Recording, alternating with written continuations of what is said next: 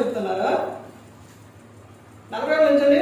పస్కా పండుగప్పుడు ఆయన తల్లిదండ్రులు ఏటేటా యెరూషలేమునకు వెళుచుండు వారు. ఆయన 12 ఏళ్ల వాడై ఉన్నప్పుడు ఆ పండుగ ఆచరించుటకై వాడుకు చొప్పున వారు యెరూషలేమునకు వెళ్ళిరి. యెరూషలేమునకు వెళ్ళిరి. ఆ రోజున దేవుని ఆరాధించాలన్నా అంతా కలిపి ఎక్కడ వెళ్ళారంటే యెరూషలేమునకు వెళ్ళేవారు. ఆ తర్వాత దావీదు గారు, సొలొమోను గారు వీళ్ళు వచ్చిన తర్వాత మరలా మందిరం అనేది అంటే ఆ రోజునే ముందే ఎప్పుడు కట్టారు? యేసుక్రీస్తు ప్రభువారు రాక ముందే ఇవన్నీ కూడా జరిగింది. తర్వాత ఆయన వచ్చిన తర్వాత యెరూషలేమునకు వెళ్ళారు. అంటే ఈ రోజున క్రైస్తవులు బాప్తిస్మం తీసుకున్న వారు ఎక్కడికి రావాలి అని అంటే ఎక్కడ రావాలంటే మందిరానికి రావాలి. బాప్తిస్మం తీసుకున్న వారు మందిరానికి రావాలండి. తీసుకున్న తర్వాత ఇక అవసరం లేదు, నేను బయటే ఉంటాను, నా ఇష్టానుసారం అంటే వెళ్ళకపోతే ఏమైతే అనుకుంటే అపవాది నిన్ను ఏం చేస్తారో లోకంలోనికి తీసుకెళ్తావు.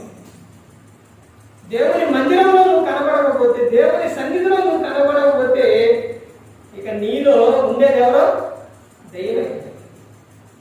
దెయ్యం ఒక వ్యక్తిలో ఉంటే ఆ క్రియలు ఎలా ఉంటాయి అంటే చాలా భయంకరంగా ఉంటాయి. దేవునికి నీ హృదయంలో చోటు ఇవ్వకపోతే దేవుడు నిన్ను భ్రష్ట మనసుకు అప్పగించేస్తాడు. సౌలు గారి పరిస్థితి ఏంటండి? సౌలు తెలుసండి,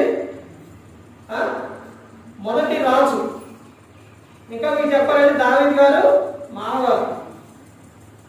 సౌలు ఎక్కడ? కొత్త నిబంధన పాత నిబంధనలో సౌలు. అతడు దేవుని రాజ్యాన్ని అంటే దేవుని ప్రజలను ఏరడానికి ఈ దేవుడు ఎన్నుకున్నప్పుడు అతడు గర్వించింది. అంటే దేవుని మాట అతను వినలేదు.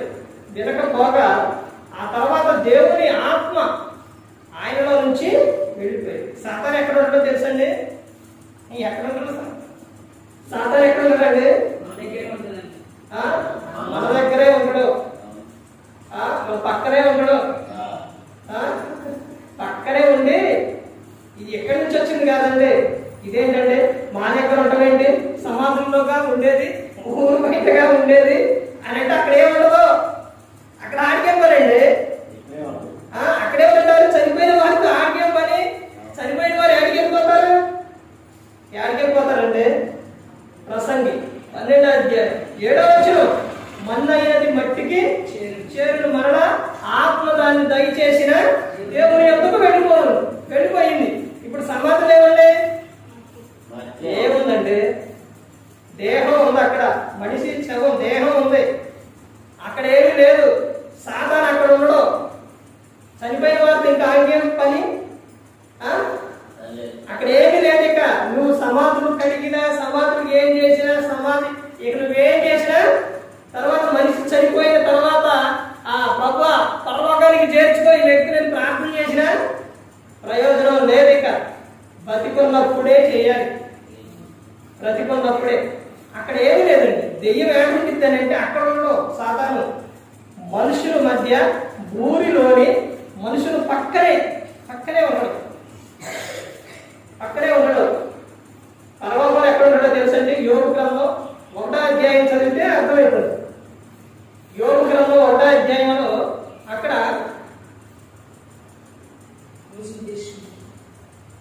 యోగ గ్రంథంలోని పరలోకంలో దూతల సమూహం జరిగింది, మీటింగ్ జరిగినప్పుడు అక్కడ అపవాది కూడా అక్కడకు వెళ్ళదు.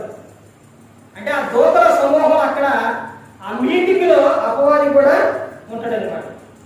అంటే ఇక్కడ కూడా మనుషులు పక్కనే ఉండి ఆ ప్రార్థన స్టార్ట్ చేయగానే మీరు ఎప్పుడన్నా సంఘానికి వచ్చిన తర్వాత గమనించండి. సంఘమైనా కూడికైనా మీ గృహ కూడికైనా ఎక్కడైనా కానీ గమనించండి. ఆరాధన స్టార్ట్ చేసిన తర్వాత సంఘంలోనే సరైన రీతిలో ఉండకుండా చేస్తాం.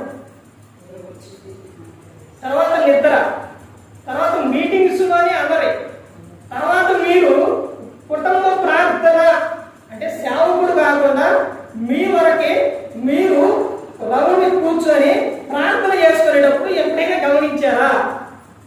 అప్పుడే ఏమొస్తాయి తెలుసండి? ఆవేదనలు వస్తాయి. అప్పుడే ఆవేదనలు వస్తుంటాయి, నిద్ర వస్తుంటుంది. అప్పుడే బయట ఎవరో ఒకళ్ళు పిలుస్తూ ఉంటారు. ఇక్కడ ప్రార్థన నువ్వు అప్పుడే కూర్చుంటావు, అప్పుడే నీకంత డిస్టర్బ్ గా ఉంటుంది. ఇవన్నీ చేసేది ఎవరు? సాతాను. పక్కనే ఉండి ఇవన్నీ కూడా చేస్తారు.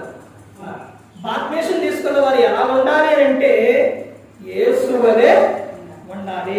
ఈ లోకంలో అలా ఉండాలని యేసు క్రీస్తు ప్రభువు ఈ లోకానికి వచ్చి మనందరి కోసం సిలువలో ఆయన తన ప్రాణాన్ని పెట్టారు. ప్రతి ఒక్కరు కూడా దేవుని యందు భయభక్తులు కలిగి పరిశుద్ధాత్మ మాట ఏంటూ హృదయ శుద్ధిని కాపాడుకుంటూ క్రీస్తుని పోలి నడుచుకున్నప్పుడు ఈ లోకం విడిచినప్పుడు పరలోకానికి చేరుకుంటారు. మరి ఈ విధంగా నిలబెట్టి మాట్లాడించిన తండ్రి దేవునికి కృతజ్ఞతాస్తుతులు చెల్లిస్తూ ఇంతవరకు శ్రద్ధగా ఉన్న మీకు ప్రభు పెట్టిన హృదయపూర్వకంగా చెల్లిస్తూ మార్గం అందరికీ వందనాలు.